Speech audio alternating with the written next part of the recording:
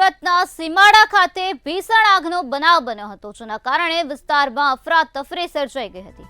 સુરતથી હાલ મહત્વપૂર્ણ સમાચાર સામે આવ્યા છે, જ્યાં આગ લાગી ગઈ હતી। મંતવ્ય ન્યૂઝ પાસે અત્યારે સૌથી મોટા સમાચાર સામે આવ્યા છે।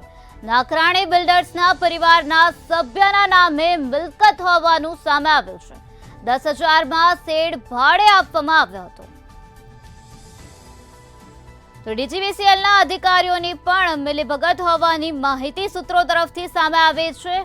તો સુરતમાં આ પ્રકારનો બનાવ બન્યો હતો, ત્યારે શૈલેષ નાકરાણીના નામે ડીજીવીસીએલના મીટર હોવાની વિગતો અત્યારે સામે આવી। ત્રીજા માળે ગેરકાયદેસર શેડ બનાવવામાં આવ્યો હતો।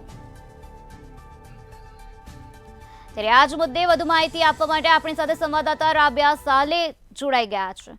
જી રાબિયા, ત્રીજા માળે ગેરકાયદેસર શેડ બનાવવામાં આવ્યો હતો, જેમાં ભીષણ આગ લાગી ગઈ હતી। શું છે વધુ માહિતી? સુરતના સીમાડા ખાતે જ્યારે આજે આગ લાગી હતી, આ આગ લાગતાની સાથે જે છે ફાયર તંત્રની સાથે સ્થાનિકો પણ દોડતા થઈ ગયા હતા। તો સાથે જ એમાં કેટલી બધી મોટી ખામીઓ સામે આવવાની સાથે જે છે મંતવ્ય ન્યૂઝ પાસે સૌથી મોટી ખબર આવી છે એ છે કે નાકરાણી જે બિલ્ડર્સ છે, આ બિલ્ડર્સના પરિવારના સભ્યોના નામે આ મિલકત બોલાઈ રહી છે। રૂપિયા 10,000ના શેડમાં આ મિલકત જે છે ભાડે આપવામાં આવી હતી। જો કે શેડ કહી શકાય છે કે ગેરકાયદેસર હોય છે, છતાં પણ એ 10,000માં ભાડે આપવામાં આવી। ડીજીવીસીએલનો જે અધિકારી છે એની મિલીભગત હોવાનું ક્યાંક ત્યાંના સ્થાનિક સૂત્રો પણ જણાવી રહ્યા છે।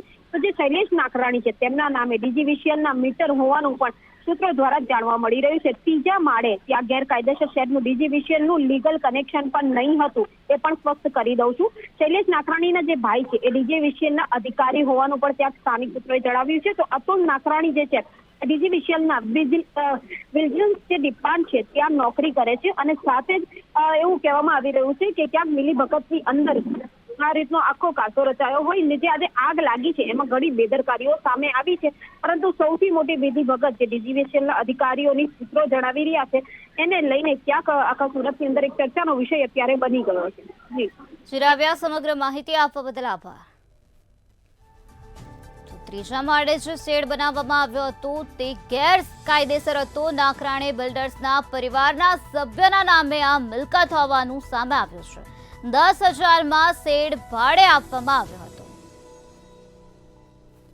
તો ડીજીવીસીએલના અધિકારીઓની પણ મિલીભગત હોવાની માહિતી સૂત્રો તરફથી સામે આવી છે। આમાં કેટલાક અધિકારીઓની સંડોવણી જોવા મળી રહી છે। શૈલેષ નાકરાણીના નામે ડીજીવીસીએલના મીટર હોવાની વિગતો પણ સામે આવી।